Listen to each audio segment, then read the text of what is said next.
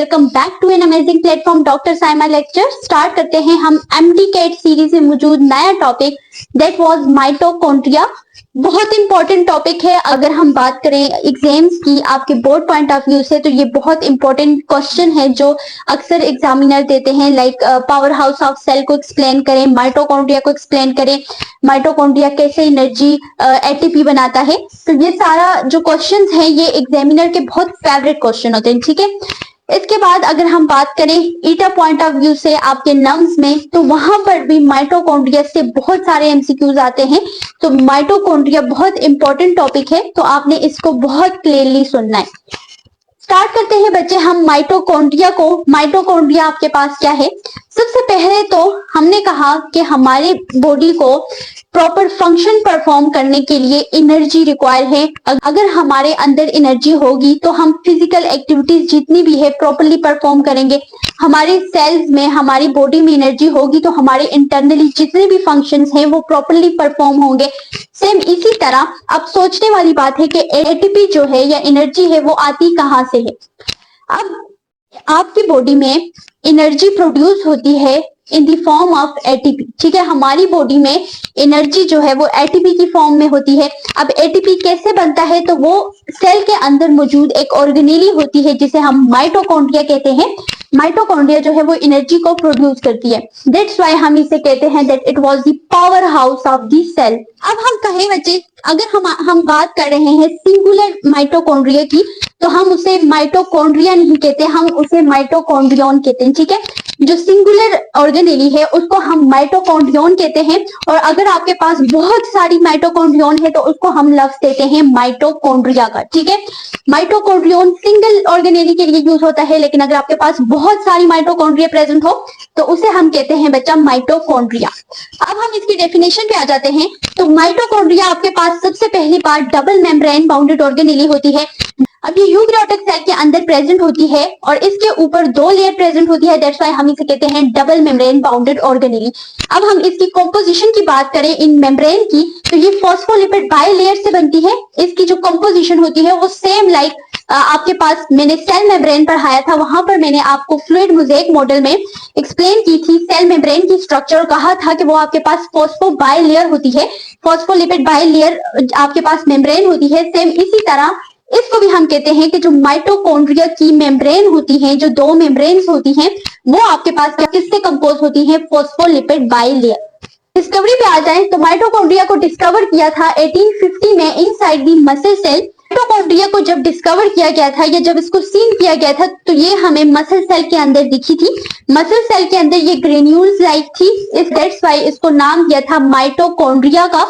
माइटो का मतलब होता है थ्रेड और कॉन्ड्रियन का मतलब होता है ग्रेन्यूल्स। तो ये एक थ्रेड लाइक या ग्रेन्यूल लाइक स्ट्रक्चर होती है जिसको हमने कहा माइटोकॉन्ड्रिया। आपके पास जब आप इसकी शेप स्टडी करोगे तो आपको इसकी स्ट्रक्चर पता चलेगी कि इसकी जो स्ट्रक्चर होती है वो लाइक थ्रेड लाइक, अगर आप माइक्रोस्कोप में देखेंगे तो आपको ये इस तरह से थ्रेड लाइक स्ट्रक्चर्स में इस तरह से दिखेगी।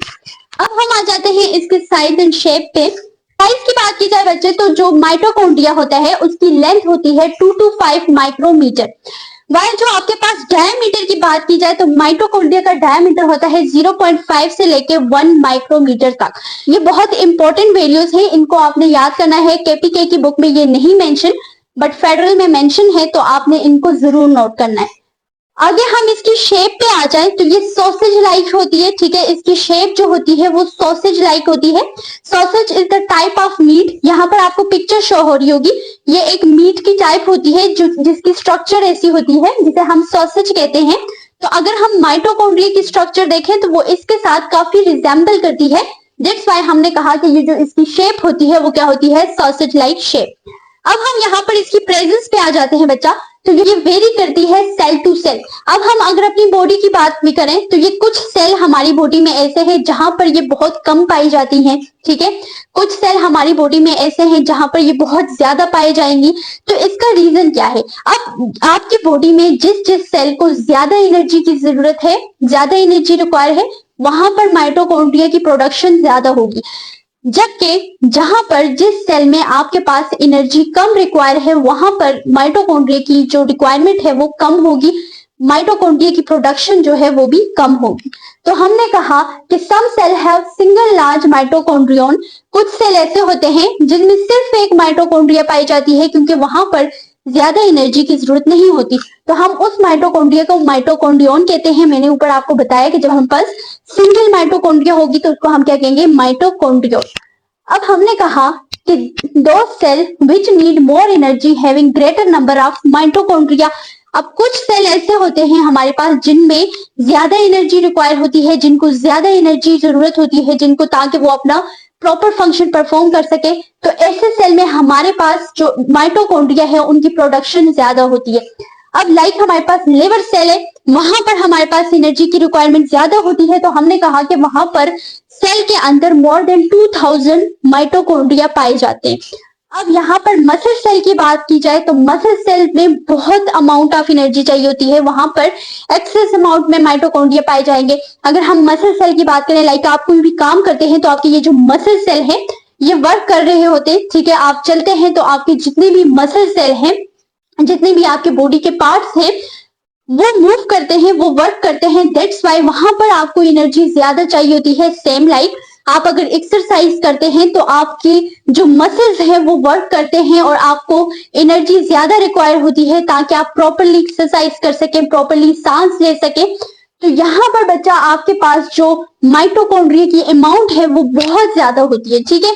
तो यहाँ पर ये जो नंबरिंग है माइटोकॉन्ड्रिया की सेल के अंदर ये वेरीज करती है, कुछ सेल में ज्यादा होगी, कुछ सेल में कम होगी, क्योंकि वहां पर जहां कम होगी वहां एनर्जी की जरूरत नहीं थी और जहां पर ये ज्यादा होगी वहां पे एनर्जी की रिक्वायरमेंट बहुत ज्यादा थी।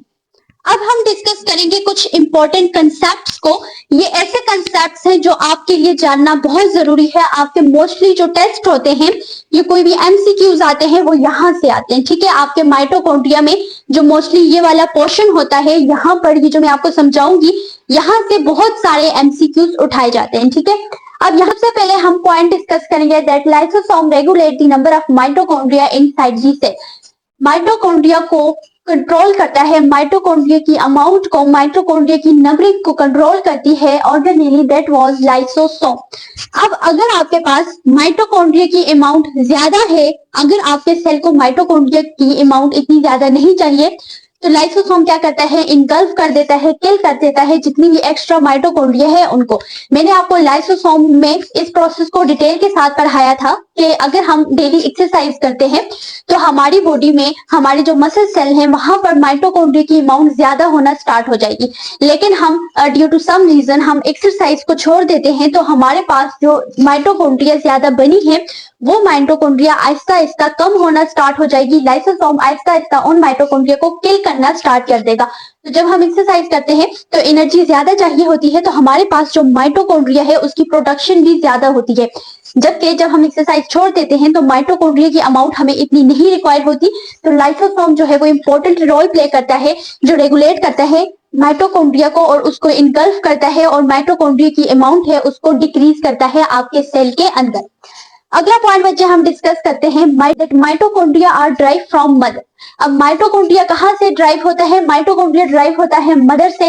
अब ये जो लाइन है बच्चे इसको हम यहाँ पर डिस्कस करेंगे कि हमारे पास माइटोकॉन्ड्रिया कैसे मदर सेल से आती है।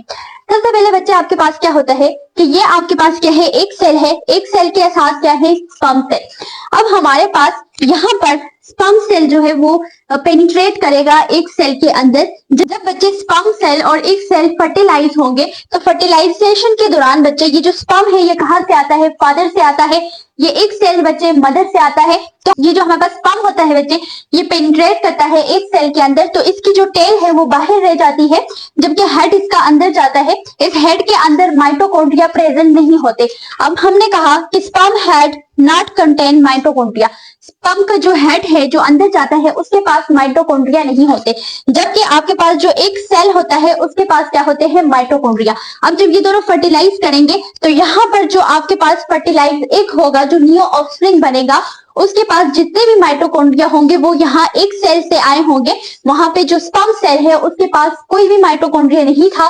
तो हमने कहा कि जो भी हमारे पास माइटोकॉन्ड्रिया है inside the fertilized egg come from the mother cell. अब यहाँ पर जितने भी माइटोकॉन्ड्रिया फर्टिलाइज एग में प्रेजेंट थे वो आपके पास कहाँ से आए थे, वो कहाँ से ड्राइव हुए थे, वो एक सेल से हुए थे जो कहाँ से आया था, मदर से आया था। तो हमने कहा कि जो माइटोकॉन्ड्रिया है वो ड्राइव होते हैं मदर से। ठीक है, ये एक इंपॉर्टेंट कंसेप्ट है आपके पास। अब नेक्स्ट इंपॉर्टेंट पॉइंट पे आ जाते हैं, माइटोकॉन्ड्रिया शो प्रोकैरियोटिक ओरिजिन। हमने कहा कि क्लोरोप्लास्ट और माइटोकॉन्ड्रिया दोनों प्रोकैरियोटिक नेचर शो करते हैं, प्रोकैरियोटिक ओरिजिन शो करते हैं। इस चीज को मैंने अपने पिछले लेक्चर्स में भी आपको एक्सप्लेन किया था, अदरवाइज यहाँ पे मैं दोबारा एक्सप्लेन करती हूँ कि माइटोकॉन्ड्रिया जो है वो प्रोकैरियोटिक नेचर शो करता है। सेम जो प्लांट्स में मौजूद क्लोरोप्लास्ट होता है वो भी आपके पास क्या शो करता है, प्रोकैरियोटिक नेचर शो करता है। माइटोकॉन्ड्रिया और क्लोरोप्लास्ट दोनों के अंदर जो राइबोसोम पाए जाते हैं वो होते हैं 70S, जबकि 70S राइबोसोम हमेशा प्रोकैरियोटिक ऑर्गेनिजम्स में पाए जाते हैं। अगर हम यूकैरियोटिक सेल की बात करें तो वहां पर जो राइबोसोम होते हैं वो होते हैं 80S। हमारी बॉडी में भी 80S राइबोसोम मौजूद है, लेकिन हम अगर अपनी बॉडी की माइटोकॉन्ड्रिया की बात करें तो माइटोकॉन्ड्रिया के पास 70S राइबोसोम मौजूद है। अब ये जो 70S राइबोसोम है ये शो करते हैं कि जो भी हमारे पास माइटोकॉन्ड्रिया है इसका ओरिजिन क्या था बच्चे, प्रोकैरियोटिक ओरिजिन था। हमने कहा कि mitochondria show prokaryotic origin, they both are capable to survive outside the cell. हमने कहा कि ये सबसे पहली बात ये है कि हमारे पास यहाँ पे एक राइबोसोम का डिफरेंस आ जाता है कि हमारे पास सेल के अंदर 80S राइबोसोम्स होते हैं, लेकिन माइटोकॉन्ड्रिया और क्लोरोप्लास्ट जो कि प्लांट्स में मौजूद है उसके अंदर 70S राइबोसोम मौजूद होते हैं। फिर हमने कहा कि अगर हम इन दोनों ऑर्गेनेलीज को, क्लोरोप्लास्ट और माइटोकॉन्ड्रिया को हम आउटर एनवायरनमेंट में ग्रो करवाएं, आर्टिफिशियल मीडियम में अगर हम इनको सर्वाइव करवाएं तो ये इजीली सर्वाइव हो सकते हैं, क्योंकि इनके पास इनका अपना डीएनए होता है, राइबोसोम्स होते हैं, प्रोटीन बन सकती हैं। तो ये खुद एक सेल्फ रेप्लिकेटिंग ऑर्गेनेली है। माइटोकॉन्ड्रिया क्या है, सेल्फ रेप्लिकेटिंग ऑर्गेनेली है। ये डिपेंड नहीं करती अपने सेल पे या अपने होस्ट पे। ठीक है, ये जिस सेल के अंदर मौजूद है ये उस पर डिपेंड नहीं करती, ये खुद रिप्लिकेट कर सकती है, इसके पास अपना डीएनए है, राइबोसोम है। तो हमने कहा कि इसको हम सरवाइव कर सकते हैं आर्टिफिशियल मीडियम के अंदर। इसके बाद हमने बच्चे ये कहा कि ये हमारे पास क्या शो करते हैं, इंडोसिम्बियोन थ्योरी। अब इंडोसिम्बियोन थ्योरी आपके पास क्या थी, जब दो ऑर्गेनिज्म एक दूसरे के साथ म्यूचुअल रिलेशन के साथ रहते हैं। लाइक अगर हम बात करें माइटोकॉन्ड्रिया और क्लोरोप्लास्ट की, तो ये एंशिएंट टाइम में ये पहले आपके पास एक प्रोकैरियोटिक ऑर्गेनिजम्स थे जो सरवाइव कर सकते थे, लेकिन यूकैरियोटिक ऑर्गेनिज्म ने इनको इनकल्फ कर लिया और ये कहां पर चले गए, यूकैरियोटिक सेल के अंदर।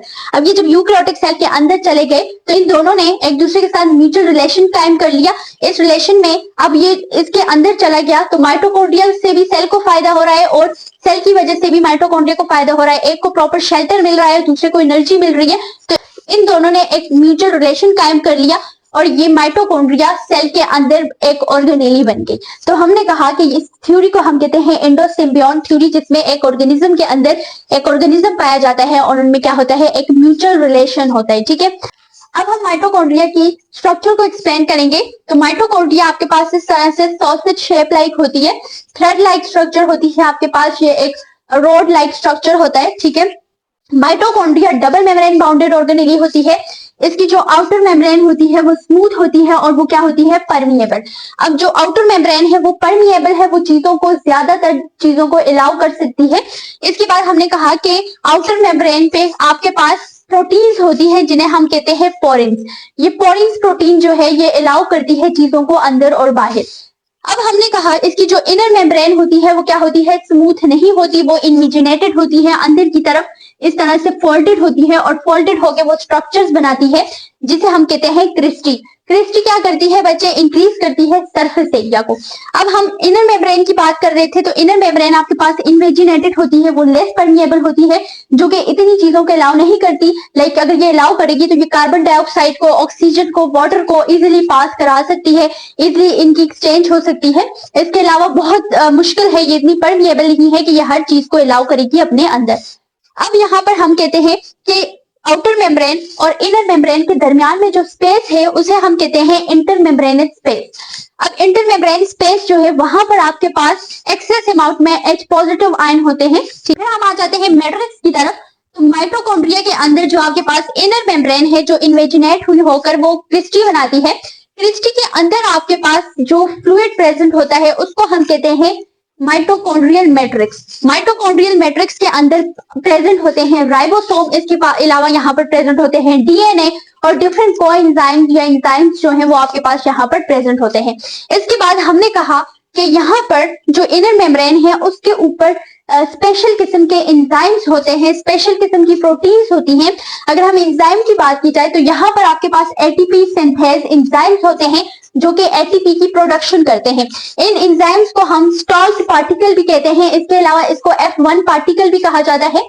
ये क्या करते हैं, एटीपी की प्रोडक्शन करते हैं। ये हम आगे इसके फंक्शंस में पढ़ेंगे जब हम थोड़ा सा एक्सप्लेन करेंगे क्रेब्स साइकिल को, इलेक्ट्रॉन ट्रांसपोर्ट चेन को, तो वहां पर हम इसको डिस्कस करेंगे। यहाँ तक बच्चे आपने क्या पढ़ा, माइटोकॉन्ड्रिया के बारे में पढ़ा कि ये पावर हाउस ऑफ सेल है। दूसरी बात ये है कि अगर सिंगल है तो हम उसको माइटोकॉन्ड्रियन कहेंगे, डबल है तो उसको हम क्या कहेंगे, माइटोकॉन्ड्रिया। इसके अलावा हमने कहा कि ये क्या होती है, डबल मेम्ब्रेन बाउंडेड होती है, यूकैरियोटिक सेल के अंदर प्रेजेंट होती है।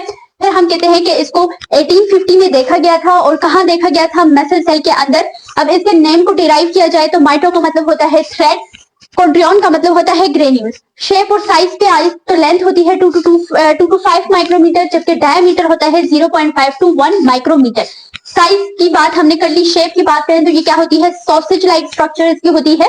इसके अलावा प्रेजेंस की बात करें तो जिस सेल को एनर्जी ज्यादा रिक्वायर होगी वहां पे माइटोकॉन्ड्रिया की जो अमाउंट है वो ज्यादा होगी, जिस सेल को एनर्जी कम रिक्वायर होगी वहां पर माइटोकॉन्ड्रिया की अमाउंट जो है वो कम होगी। सेम अब हम इंपॉर्टेंट पॉइंट के इंपॉर्टेंट कंसेप्ट पे आएंगे। तो सबसे पहले हमने कहा कि लाइसोसोम जो है, अगर जहां पर माइटोकॉन्ड्रिया ज्यादा होगा तो लाइसोसोम उसको इनगल्फ कर लेगा ताकि जो माइटोकॉन्ड्रिया है वो उसकी अमाउंट मेंटेन रहे। तो ये क्या करता है बच्चे, माइटोकॉन्ड्रिया की अमाउंट को रेगुलेट करता है। इसके बाद हमने कहा कि ये जो माइटोकॉन्ड्रिया है ये हमारे पास आते हैं मदर सेल से, क्योंकि स्पर्म के हेड में जो अंदर जाता है वहां पर आपके पास माइटोकॉन्ड्रिया मौजूद नहीं होते।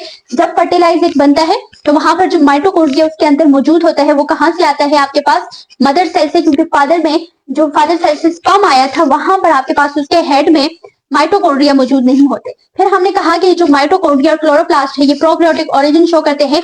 राइबोसोम का यहाँ पर डिफरेंस आता है। इसके अलावा ये सरवाइव कर सकते हैं आउटर एनवायरनमेंट में। और ये जो बात है ये कहाँ से भी साबित होती है, एंडोसिम्बियोट थ्योरी से भी, जहां पर इन्होंने क्या किया कि प्रोकैरियोटिक सेल थे, यूकैरियोटिक सेल ने इनको इनगल्फ कर लिया और ये एक दूसरे के साथ रहने लग गए। फिर हमने यहाँ पर इसकी स्ट्रक्चर को एक्सप्लेन किया। अब हम यहाँ पर एक्सप्लेन करेंगे फंक्शन ऑफ माइटोकॉन्ड्रिया, कि माइटोकॉन्ड्रिया के प्रॉपर कौन कौन से फंक्शंस हैं। अब हम बच्चे एक्सप्लेन करेंगे फंक्शन ऑफ माइटोकॉन्ड्रिया को। माइटोकॉन्ड्रिया की फंक्शन में सबसे पहला और इम्पोर्टेंट फंक्शन आता है सेलुलर रिस्पायरेशन का। ये बहुत ही प्रोमिनेंट और बेसिक सा फंक्शन है कि माइटोकॉन्ड्रिया इन्वॉल्व होती है सेलुलर रिस्पायरेशन में, और सेलुलर रिस्पायरेशन के थ्रू ही ये प्रोडक्शन करती है एटीपी की, एनर्जी की, एडिनोसिन ट्राइफॉस्फेट की प्रोडक्शन करती है, और आपके सेल को या आपकी बॉडी को एनर्जी मिलती है। हमने कहा कि जो माइटोकॉन्ड्रिया है उसका सबसे पहला फंक्शन है कि वो क्या करती है, परफॉर्म करती है cellular respiration.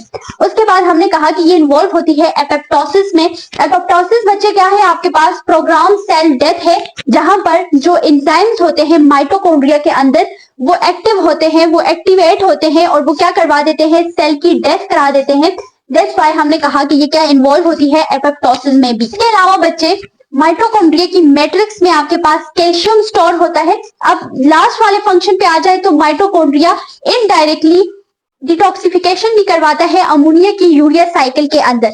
Directly mitochondria involve नहीं होती यूरिया साइकिल में, इनडायरेक्टली बात की जाए तो अमोनिया की डिटॉक्सिफिकेशन में भी यूरिया साइकिल के अंदर माइटोकॉन्ड्रिया इन्वॉल्व होती है, but it's involve indirectly in the urea cycle.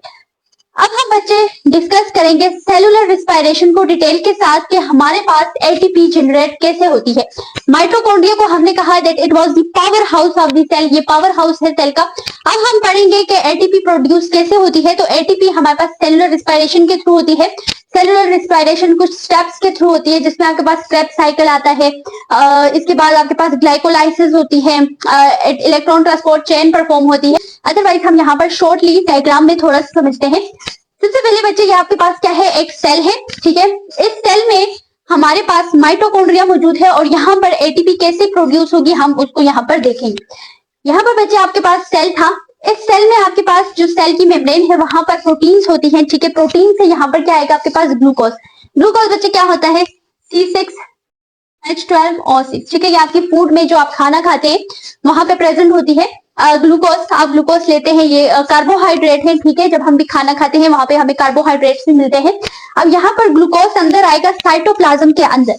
अब जब ये साइटोप्लाज्म के अंदर आएगा तो यहाँ पर आपके पास ग्लाइकोलाइसिस परफॉर्म होगी। ग्लाइकोलाइसिस में क्या होगा बच्चे, ग्लूकोज जो है वो कन्वर्ट हो जाएगा पाइरूवेट में, ठीक है। इस प्रोसेस को हम कहेंगे ग्लाइकोलाइसिस।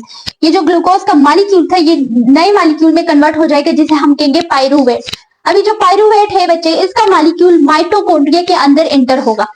अब ये जो आपके पास मेम्ब्रेन है बच्चे, ये आपके पास आउटर मेम्ब्रेन है। अब यहाँ से आपके पास पाइरूवेट का मॉलिक्यूल एंटर होगा और वो यहाँ पे पोरेंस प्रोटीन्स होती हैं आउटर मेम्ब्रेन में माइटोकॉन्ड्रिया की, जहां से पाइरूवेट का मॉलिक्यूल एंटर करेगा। जब ये यहाँ पर एंटर करेगा तो यहाँ पे एंटर करके ये जो हमारे पास इनर मेम्ब्रेन होती है वहां पर जो स्पेशल प्रोटीन्स होती है वहां से अंदर जाएगा। ये जो पाइरूवेट है मैट्रिक्स के अंदर कन्वर्ट होगा एसिटाइल को ए के अंदर, ठीक है। एसिटाइल को ए के बाद यहाँ पर ये साइकिल परफॉर्म करेगा। ये जो एसिटाइल को ए है ये एक साइकिल परफॉर्म करेगा जिसे हम बच्चा कहते हैं क्रेब्स साइकिल। अब ये जो क्रेब्स साइकिल जब कंप्लीट होगा तो दो इंपॉर्टेंट मॉलिक्यूल बनेंगे जिसे हम कहते हैं NADH और FADH2।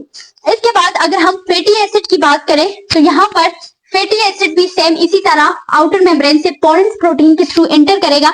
उसके बाद यहाँ पर इनर मेम्ब्रेन के थ्रू, इनर मेम्ब्रेन से एंटर करेगा तो फैटी एसिड भी कन्वर्ट होगा एसिटाइल को ए मॉलिक्यूल में। जब ये यहाँ पर कन्वर्ट होगा तो यहाँ पर क्या हुई है आपके पास बीटा ऑक्सीडेशन। यहाँ पर ये भी साइकिल परफॉर्म करेगा और यहाँ पर क्या बनेंगे दो important molecule, the one is NADH and second is FADH2। अब बच्चे ये जो है ये आपके पास इलेक्ट्रॉन्स बनाएगी। यहाँ पर इलेक्ट्रॉन साइकिल होगा, इलेक्ट्रॉन ट्रांसपोर्ट चेन चलेगी, ठीक है। और इलेक्ट्रॉन ट्रांसपोर्ट चेन के बाद यहाँ पर आपके पास बहुत सारे हाइड्रोजन आयंस जो है वो बनेंगे और वो जो हाइड्रोजन आयंस है वो यहाँ पर स्पेशल चैनल्स होंगे जहां से आपके पास इंटर मेम्ब्रेन स्पेस के अंदर चले जाएंगे। दैट्स व्हाई हमने स्ट्रक्चर में कहा था कि जो इंटर मेम्ब्रेन स्पेस होती है वहां पर आपके पास H पॉजिटिव आयन ज्यादा होते हैं, ठीक है। अब यहाँ पर बच्चे H पॉजिटिव आयन ज्यादा होना स्टार्ट हो जाएंगे। यहाँ पर जब H पॉजिटिव आयन ज्यादा होंगे तो यहाँ पर पोटेंशियल ग्रेडियंट डेवलप होगा और उस पोटेंशियल की वजह से ये जो H पॉजिटिव आयन है यहाँ पर स्पेशल एंजाइम पे गिरना स्टार्ट कर लेंगे जिसे हमने कहा था ATP सिंथेज। ये हम F1 पार्टिकल भी कहते हैं, स्टॉल्ट पार्टिकल भी कहते हैं। ये क्या करती है, ATP सिंथेज एंजाइम्स होते हैं जो कि प्रोडक्शन करते हैं ATP की। यहाँ पर ये क्या करेगा कि आपके पास ADP प्लस इनऑर्गेनिक फॉस्फेट आपके पास क्या बना देंगे ATP। तो यहाँ पर हमने क्या किया, यहाँ पर जो ATP सिंथेज एंजाइम था उसने क्या किया, ATP सिंथेज एंजाइम ने किसकी प्रोडक्शन कर ली बच्चा, ATP की। अब यहाँ पर ये जो ATP है ये यूज करेगा आपका सेल फंक्शंस परफॉर्म करने के लिए, जितने भी मेटाबॉलिक फंक्शंस हैं। इसके बाद बच्चे यहाँ पर इलेक्ट्रॉन ऑक्सीजन और ऑक्सीजन के साथ मिलकर वाटर की प्रोडक्शन कर देगा, ठीक है। ऑक्सीजन और इलेक्ट्रॉन और प्लस हाइड्रोजन आयन यहाँ पर आपके पास मिलकर क्या बना देंगे, वाटर। यहाँ पर वाटर की प्रोडक्शन भी हो जाएगी, ATP की प्रोडक्शन भी हो जाएगी। तो इस तरह ये आपके पास क्या होगी, सेलुलर रेस्पिरेशन, जहां पर आपके पास एट द एंड क्या प्रोड्यूस होगी, ATP की प्रोडक्शन होगी। अब हमने कहा कि इस ओवरऑल प्रोसेस में सबसे पहले पाइरूवेट कन्वर्ट हुआ एसिटाइल को में, सेम इसी तरह फैटी एसिड भी कन्वर्ट हुआ एसिटाइल को ए एंजाइम में। इसके बाद से कहा कि यहाँ पर ये दोनों परफॉर्म करेंगे क्रेब्स साइकिल को। क्रेब्स साइकिल के बाद इलेक्ट्रॉन ट्रांसपोर्ट चेन चलेगी, इलेक्ट्रॉन की प्रोडक्शन होगी और इसके बाद आपके पास H पॉजिटिव आयंस बनेंगे। H पॉजिटिव आयंस बनने के बाद वहां पर ATP सिंथेज की मदद से आपके पास ATP प्रोडक्शन होगी। तो ये आपके पास ओवरऑल प्रोसेस था। तो इस तरह आपके पास ATP जनरेट होती है। आज का लेक्चर जो था उसमें हमने पढ़ा माइटोकॉन्ड्रिया को, माइटोकॉन्ड्रिया के स्ट्रक्चर्स को डिस्कस किया, उसके फंक्शन को डिस्कस किया। नेक्स्ट लेक्चर में हम क्लोरोप्लास्ट को डिस्कस करेंगे। तब तक के लिए अल्लाह हाफिज।